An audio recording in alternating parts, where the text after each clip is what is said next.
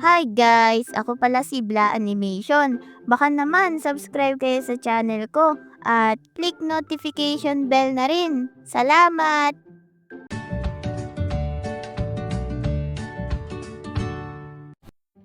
Hello guys! Nasubukan niyo na rin ba ang paglalaro ng baril-barilan? Pellet gun. Kwento ko lang pala sa inyo yung experience ko sa pellet gun. Pati yung mga kapalpakan ko nung bata pa ko. Kasi sinubukan ko din gumawa ng baril dati na gawa sa papel.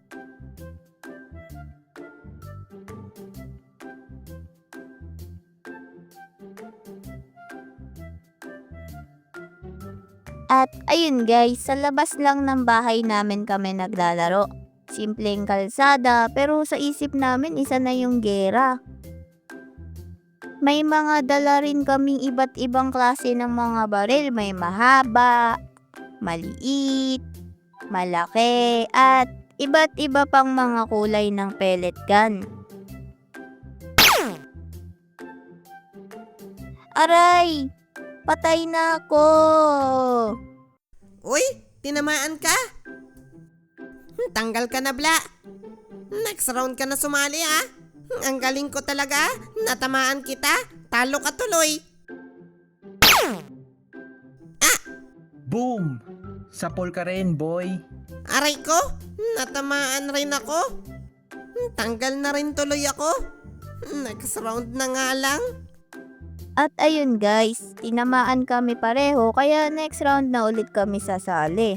Do ayun, medyo masakit rin talaga matamaan ng bala ng pellet gun. Nagmamarka yan at namumula sa balat pag tinamaan eh. At ayun guys, nagkaroon ako ng pula na bilog-bilog na marka sa balat ko dahil sa mga bala ng pellet gun na tumama sa akin. May mga pagkakataon na rin na tinamaan ako ng bala ng pellet gun sa noo, sa lulod. Like sharpshooter ata yung kalabang ko nun at bakit sa mga masiselang parte pa talaga tumatama yung mga bala niya.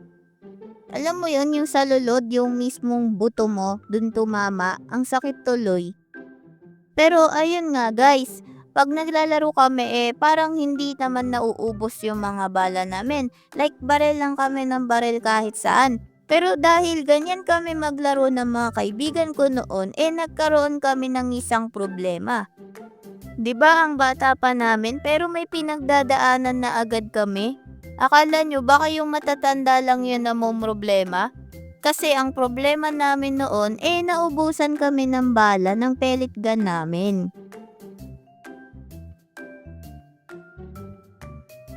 Hala, naubos na yung bala ng pellet gun ko.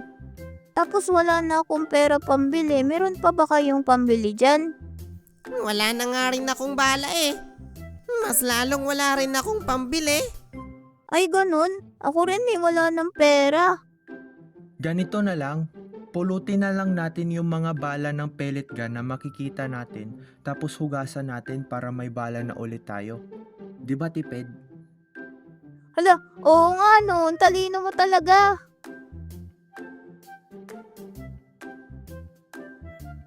At ayun guys, ginawa namin yung naisip ng kaibigan ko na hanapin yung mga bala ng pellet gun na tumalsik sa lupa at huhugasan na lang namin. Kahit marumi na tapos may mga putik-putik pa yung mga bala ng pellet gun, kinuha pa rin namin. Kasi huhugasan naman namin yung mga yun eh. At ayun, lumipas na yung oras ng paghahanap namin ng mga bala ng pellet gun at marami-rami na rin kaming nahanap at nakolekta.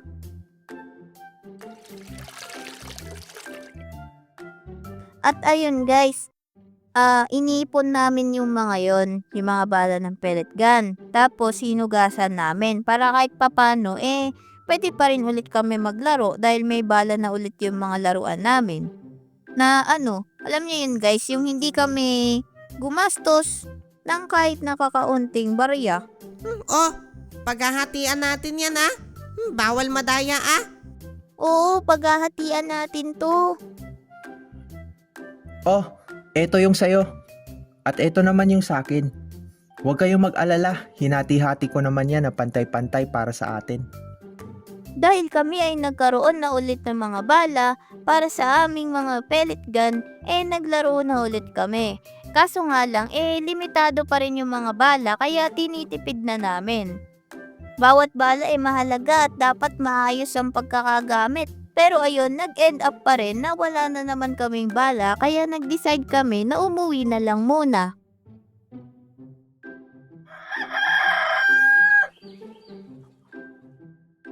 Kinabukasan, nagpunta kami ng pinsan ko sa computer shop para manood ng mga videos sa internet. At ayun guys, nakakita kami ng tutorial kung paano gumawa ng baril gamit yung papel. Tapos yung bala ay goma.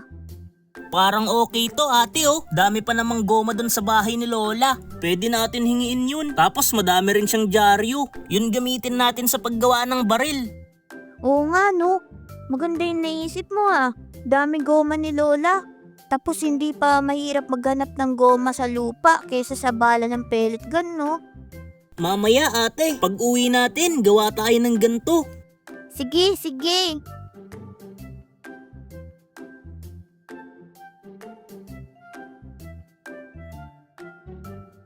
At ayun guys, napanood namin dun sa video na nirorolyo niya yung papel.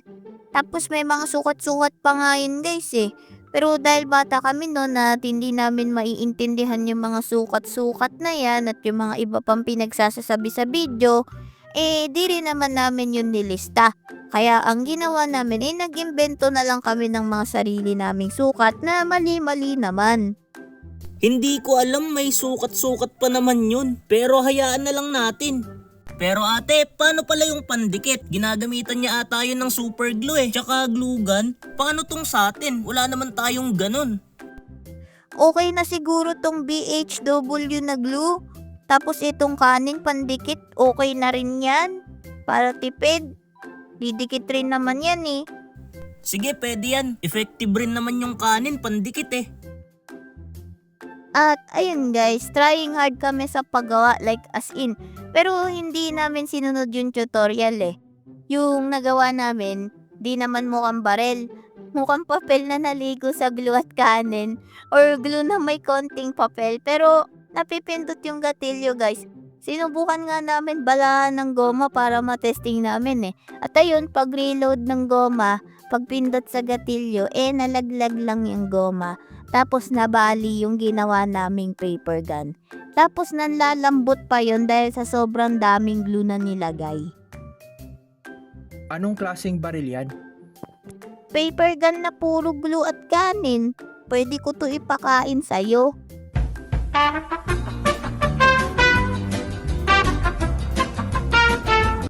At ayun guys, ang kwentong pellet gun ko at imbentong baril na gawa sa papel na palpak naman. Sana may natutunan kayo. Salamat pala sa mga kakolab natin na sina Tony Rex, JC Animation at Kenler Animation. So ayun guys, kayo, ano naman yung mga kwentong pellet gun nyo? Ikwento nyo naman sa comment section, babasahin ko yan. Shoutout rin pala sa mga nasa listahan natin ngayon. Pasensya na kayo guys kung hindi ko kayo ma-shoutout lahat Naka-schedule na kasi yung mga videos ko. So bale, kung papa-shoutout ka ngayon, baka sa susunod na videos na kita mai-shoutout. Yun lang, salamat sa panonood. Salamat, paalam!